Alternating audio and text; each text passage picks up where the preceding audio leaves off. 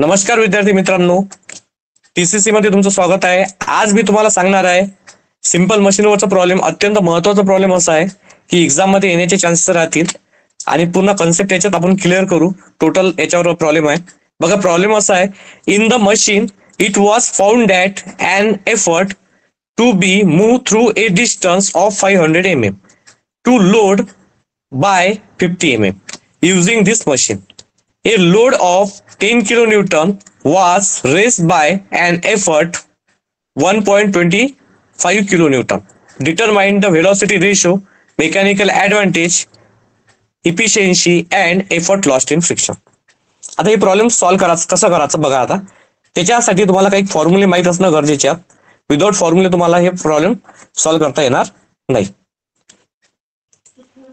आता बघा प्रॉब्लेम कसा आहे तर सर्वात पहिले काय म्हटलं त्यानं, in the machine was found that an effort. पहिले काय काय गिवन आहे ते मी पेन चेंज करतो. Found that an effort to be move through a distance 500 mm. म्हणजे एफर्ट दिला का ना, एफर्ट पण कोणता, डिस्टन्स ट्रॅव्हल्ड बाय एफर्ट आहे. Distance travelled by effort, distance traveled by effort. Distance traveled by effort आहे 500 mm.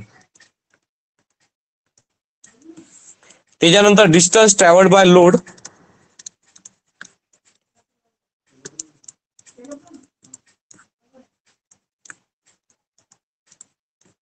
Distance travelled by load 50 mm. Using this machine a load of 10 kilonewton. Load म्हणजे होते W दिलेला आहे 10 kilonewton. आता 10 kilonewton म्हणजे किती newton, 10,000 newton. 10,000 newton आणि was raise by an effort 1.25 kilonewton. Effort दिलेला आहे 1.25 kilonewton.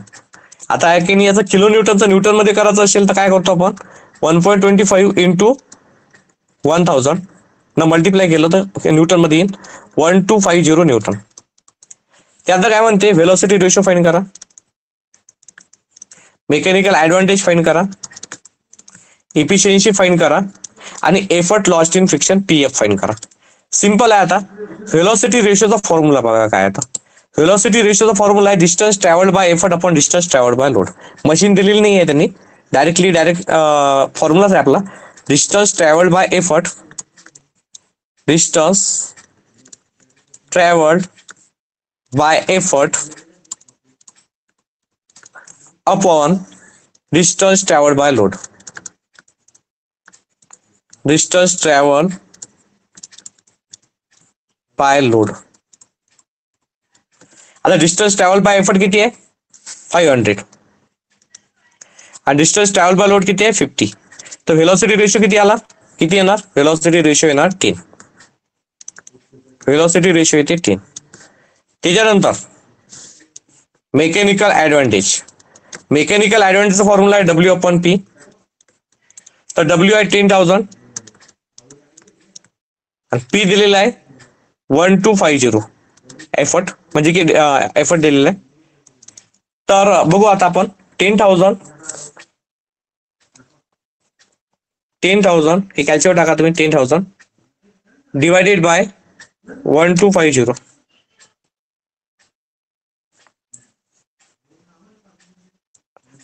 मेकॅनिकल ऍडव्हान्टेज आला 8. मेकॅनिकल ऍडव्हान्टेज 8 आला. त्यानंतर बघा इफिशियन्सीचा फॉर्म्युला आहे mechanical advantage upon velocity ratio into 100. तर मेकॅनिकल ऍडव्हान्टेज आहे 8, व्हेलॉसिटी रेशो आहे 10 इंटू 100. ते इफिशियन्सी बघा आता काय आहे ते, 8 divided by 10 multiply by 100, 80%. Efficiency 80% आहे, म्हणजे मशीन इज द रिव्हर्सिबल. अजून काय काढायला सांगितलं त्यांनी, आपल्याला काढायला सांगितलं होतं त्यांनी PF, effort lost in friction. Effort lost in friction effort lost in friction.